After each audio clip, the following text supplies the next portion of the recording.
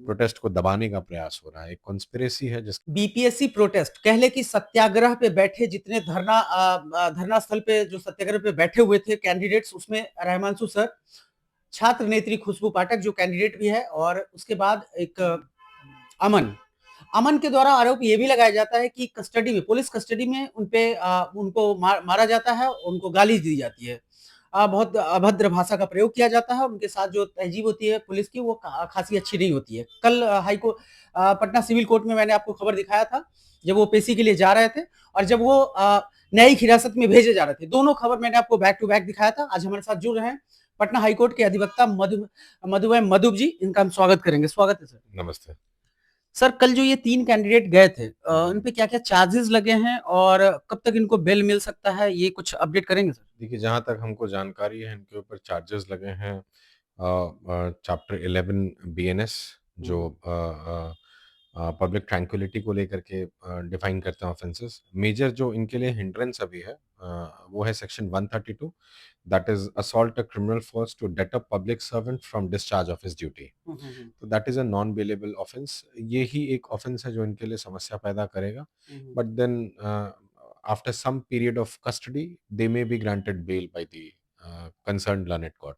मतलब इन पे जो धारा 132 जो लगा है बीएनएस के तहत, तो ये 132 में क्या होता है कि जो पुलिस की कार्रवाई में जो बाधा डालने का जो होता है कि हाँ, ऑन ये ड्यूटी। सिर्फ बाधा डालने का नहीं होता, it is also assault on any public servant. अच्छा। यानी बाधा डालने के साथ साथ आप किसी प्रकार से उसको उसके साथ मारपीट कर रहे हैं, बदतमीजी मिसबिहेव कर रहे कर हैं, रहे हैं। मिसबिहेव कर रहे हैं, तो that is included in it. तो ये नॉन अवेलेबल सेक्शन है ना? हाँ जी, ये नॉन बेलेबल सेक्शन तो है। ये लोग जैसे कोर्ट गए थे, तो यही एक सेशन है जिसके कारण इनको मतलब न्यायिक हिरासत में भेजी गई? हाँ, यही एक सेक्शन है जिसकी वजह से उनको न्यायिक हिरासत में भेजी गई। इसके अलावा और भी सेक्शंस हैं, हुँ। पर ये एक सेक्शन है जो इनके बेल को लेकर के जो नॉन बेलेबल है, जिसकी वजह से इनको न्यायिक हिरासत में भेजा गया। अच्छा। सर, एक बात बताइए, जैसे कि पहले भी धरना प्रदर्शन होता है और प्रदर्शन के लिए एक जगह तय किया गया है सरकार के द्वारा, गर्दनीबाग। तो जो लोग धरना प्रदर्शन करते हैं, तो बहुत बार हम लोग देखते हैं और पब्लिक के मन में भी ख्याल आता है कि कभी-कभी इनकम टैक्स या बहुत जगह बैनर लेके खड़े हो जाते हैं, पुलिस उनको कहती है कि आप 10 मिनट अपना जो है प्रदर्शन वो कर लीजिए, चले जाइए।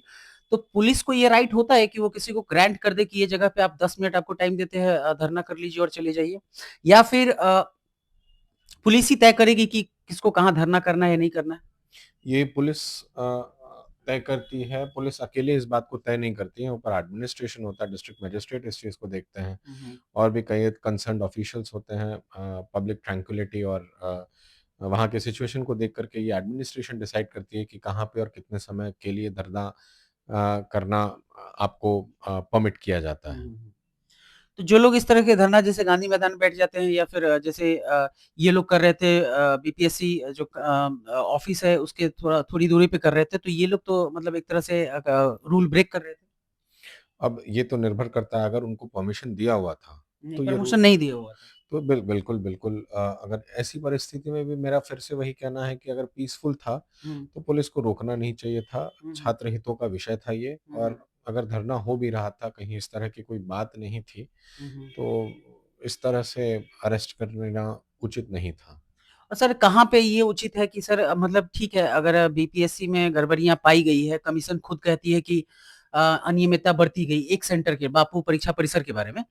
तो ये तो आपका प्रश्न नहीं है, लेकिन एक चीज़ है सर, कानून के जानकार हैं तो मैं इतना जानना चाहूँगा कि जब कोई प्रोटेस्ट करता है तो उसको जेल भेज देना न्यायिक हिरासत में, ये कह के कि ऑन ड्यूटी पुलिस वाले के साथ मतलब बदतमीज़ी की या फिर ऑन ड्यूटी पुलिस वालों का काम करने में बाधा डाला गया। सर, कोई पीसफुल अगर बीपीएससी ऑफिस के बाहर ही अगर कोई बैठ के अगर करता है सर, तो यहाँ दिक्कत कहाँ सरकार को आती है सर?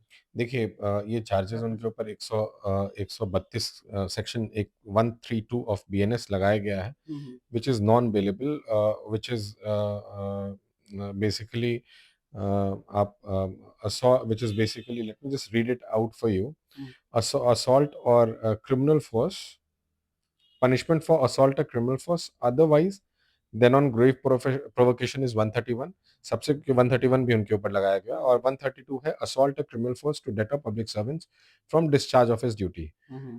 तो जब ये धारा लगी है तो इसी चीज़ के लिए फिर आपको बेल के प्रोविजंस हैं। हुँ, हुँ।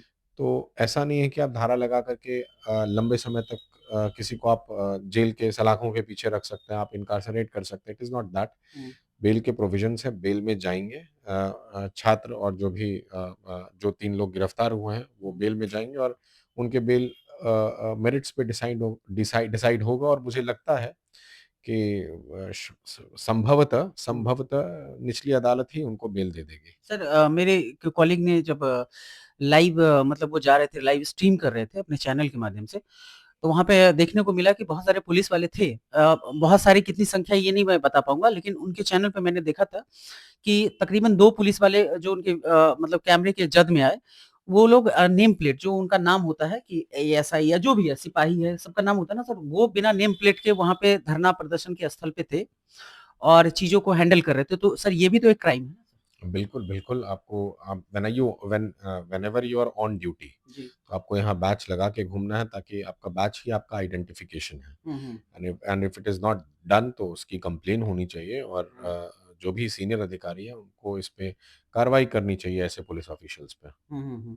तो मतलब सर धरना स्थल पे जो इस तरह के पुलिस वाले अगर घूम रहे हैं, तो उनके मन में कहीं न कहीं कुछ तो चोर होगा सर, कि वो नेम प्लेट लगा के क्यों नहीं घूम रहे थे? कि लोग अगर कैमरे की जद में आए, तो लोग ये नहीं समझ पाए ये कौन है नहीं है। देखिए ये तो बड़ा आपका सवाल बहुत ही एकदम मैं कैसे बताऊँ आपको कि मैंने देखा है सर मतलब मैंने मैंने आँखों से देखा कि बिना वो नेम प्लेट के अब ये हो सकता है कि धरना प्रदर्शन को सुन के उनको अगर बुलाया गया हो कि और फ़ोर्स को भेजो, तो वो लोग यूनिफ़ॉर्म पहने होंगे और पहले से यूनिफ़ॉर्म पहन के मैं नहीं उसी बात का जवाब दे रहा था कि whenever a voice is raised against power, जी, तो पावर रिटेलिएट करती है जी। And this is one of the way that power is retaliating protest. Okay. तो ये पावर है, शक्ति है जो प्रोटेस्ट को रिटेलिएट कर रही है। हुँ, प्रोटेस्ट को दबाने का प्रयास हो रहा है। एक कॉन्स्पिरेसी है जिसके तहत 2-3 लोगों को अरेस्ट करके, डरा करके कोशिश कर रही है पुलिस, तो ये होना नहीं चाहिए होना था। नहीं अगर चाहिए। ये शांतिपूर्ण प्रोटेस्ट था, करने देना चाहिए था। बिहार की छवि एग्ज़ाम्स को लेके बहुत अच्छी नहीं हुँ, रही है। हुँ, हुँ, और ये कोई नया परिचय नहीं है एग्ज़ाम्स को लेकर के हुँ, बिहार हुँ, का। तो अगर किसी तरह के ग्रीवांसेस हैं, मैंने पहले भी इस बात को बोला था, तो बीपीएससी को इस ग्रीवांसेस को कंसिडर करना चाहिए ऑन मेरिट्स। हुँ, हुँ, ये मैं ये भी नहीं बोल रहा हूँ कि स्टूडेंट्स जो सारी बातें बोल रहे हैं वो सही है। तो उनके ग्रीवांसेस को एक इंडिपेंडेंट कमिटी के द्वारा जाँच करवानी चाहिए और अकॉर्डिंगली फिर तय होना चाहिए कि कहाँ किसकी गलती की वजह से ये सारा कुछ हुआ। जो भी एग्ज़ाम्स में गड़बड़ हुई, ये किसकी गलती की वजह से हुई। हुँ, और ऐसे लोगों को पनिश करना, ये बीपीएससी के ही हित में है। हुँ। ताकि बीपीएससी एक सुचारू ढंग से, अच्छे रूप से आगे के जितने भी एग्ज़ाम्स हों, एक अच्छे ढंग से, सुचारू ढंग से वो करवा पाएँ। लेकिन सर एक बात बताइए कि अहम अहम क्वेश्चन है ये, बीपीएससी के जो चेयरमैन हैं, मनु भाई परमार जो हैं गुजरात से बिलॉन्ग करते हैं। मैंने स्टूडेंट से भी पूछा था और रहमांशु सर से भी पूछा था कि बीइंग अ गुजराती आप लोग के मन में ये है कि वो बिहार में आके मतलब बीपीएससी के चेयरमैन हुए, इस बात का आपके मन में रोष है कि मनु भाई परमार का विरोध कर रहे हैं? या इस बात का आपको दुःख है कि उनके ऊपर इतने चार्जेस लगे हुए हैं, मनु भाई परमार और उसके बाद भी वो एक मतलब रिस्पॉन्सिबल पोस्ट को होल्ड कर रहे हैं, हुँ, हुँ। ठीक है? तो सर एक बात बताइए ये प्रोविज़न है कहीं पे अगर सत्यम पे अगर मुझ पे अगर 5-6 क्रिमिनल केसेज़ हों, हुँ, हुँ। चोरी के हों या फिर इस तरह के बहुत सारे धाराएँ जो नॉन अवेलेबल या अवेलेबल ही है, अगर धाराएँ लगी तो मैं एक रिस्पॉन्सिबल पोस्ट को होल्ड कर सकता हूँ इस चीज़ को कैरी करते हुए? बिल्कुल होल्ड कर सकते हैं, कर ऐसी सकते कोई हैं ना? बात नहीं। हाँ, हाँ, होल्ड कर सकते हैं। ये डिपार्टमेंटल इश्यू है, डिपार्टमेंट के अपने हुँ, रेगुलेशंस हुँ, होते हैं, हुँ। डिसिप्लिनरी प्रोसीडिंग्स होती हैं। हुँ, हुँ। अगर रिमूवल भी होता है तो उसका एक ढंग होता है ढंग होता है, रिमूवल हाँ। का। और मायने ये नहीं रखता है कि वो कौन से राज्य से और कौन कहाँ से हुँ, आया है। हुँ, हुँ। मायने ये रखता है कि वो कितने सुचारू ढंग से इस बीपीएससी को चला पा रहे हैं। हाँ, अगर वो तो वहाँ बहुत अच्छे से चला भी रहे हैं, वो तो आप देख ही रहे हैं सर। अगर और दूसरी फिर वही बोलूँगा कि ये सारा मुद्दा इस पे निर्भर करता है कि आपके चेयरमैन रहते हुए हुँ, इस तरह की बात अगर आ रही है तो उनको स्वेच्छा से रेज़िग्नेशन दे देना दे चाहिए। देना चाहिए था। हाँ, दे देना चाहिए स्वेच्छा से क्योंकि मान लीजिए इस तरह का एडमिनिस्ट्रेटिव इश्यू आ रहा है, आप चीज़ों को हैंडल नहीं कर पा रहे हैं तो फिर मेरा उस पद पे बना रहना उचित नहीं है।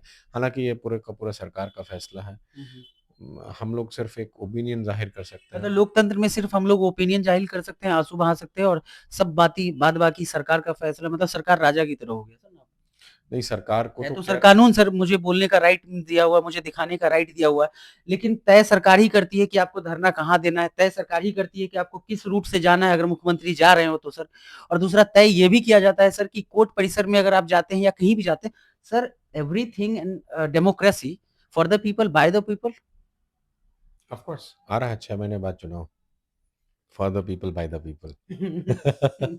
6 महीने बाद चुनाव आ रहा है और सरकार को इस चीज़ से बचना चाहिए और ये जो बीपीएससी का मुद्दा है, ये एक चुनाव में सभी पार्टियों के लिए एक गर्म मुद्दा रहेगा। जनता के लिए ये एक बहुत ही ज्वलंत मुद्दा और रहेगा। सर जिस तरीके से प्रशासन ने कह लें कि प्रशासन क्या तो प्रशासन तो कठपुतली है या फिर जो भी है, नीतीश जी की सरकार में जिस तरह से सरकार ने इन 3 लोगों को डिटेन किया और पेशी के बाद इनको मतलब भेज दिया सर न्यायिक हिरासत में। तो ये मुझे नहीं लगता कि लोकतंत्र के लिए सही है क्योंकि कानून का जहाँ तक मुझे बहुत ज़्यादा जानकारी नहीं है, लेकिन मुझे ये पता है सर कि ये तीनों आपराधिक छवि के तो बिल्कुल नहीं थे सर। एक टीचर थे, एक स्टूडेंट लीडर बन रही थी जो अभी भी यूथ है, कैंडिडेट भी है और एक तीसरा कैंडिडेट भी था।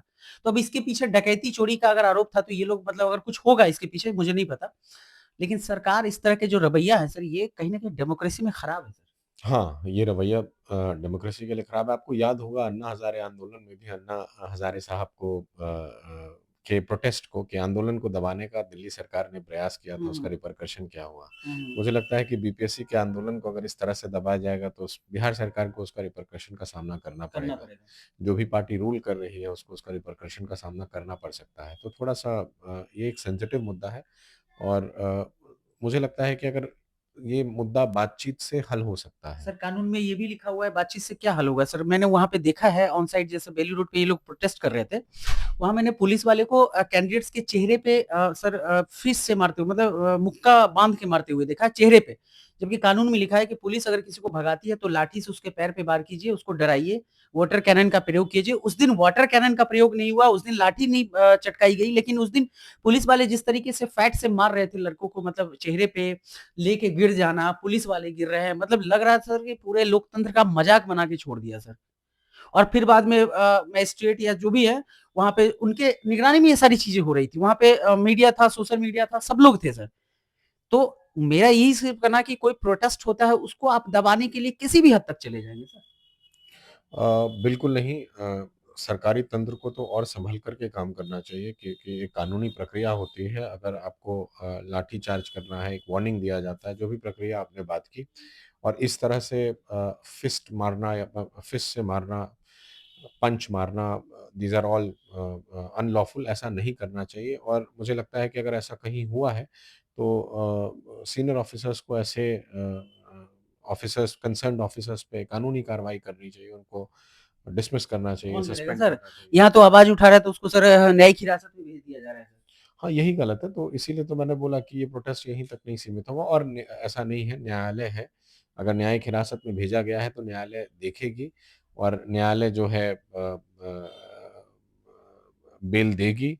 ऐसी बात नहीं है कि सरकार जो है या फिर सरकारी तंत्र जो है या एडमिनिस्ट्रेशन का जो मन आएगा वो करता चला जाएगा। The we have courts to check and balance the system. ठीक है। चेक एंड बैलेंस की बात कर रहे हैं कि न्यायालय देखेगी और इन चीज़ों को बैलेंस करेगी कि सब कुछ ठीक से हो। लेकिन मेरा एक ही कहना है कि 40 दिन से अधिक समय से दर्शकों ये आंदोलन प्रोटेस्ट चल रहा था। छात्र सड़क पे थे और छात्र ने तरह-तरह के हथकंडे अपनाए।